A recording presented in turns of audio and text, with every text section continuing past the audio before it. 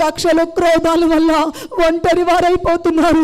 ఎవరికి వారు జీవన విధానము కొనసాగిస్తూ ఉన్నారు తండ్రి. అయ్యా చాలా మంది నిరుపేదలైపోతున్నారు, ఒకరినొకరు పట్టించుకోక తండ్రి. చాలా మంది దుఃఖ సాగరంలో ఉన్నారు. యేసయ్య కృపతో జ్ఞాపకం చేసుకోండి. దయతో మా గదయ్యా, దయతో మా తప్పైతే మమ్మల్ని క్షమించండి తండ్రి. ఒకరి ఎడల ఒకరు ప్రేమ అనురాగము కలిగి జీవించుటకు మీ కృపను చూపించండి తండ్రి. యేసయ్యా నీకు స్తోత్రము తండ్రి. మనోహరుడా, అద్వితీయ దేవుడా నీకు స్తోత్రం.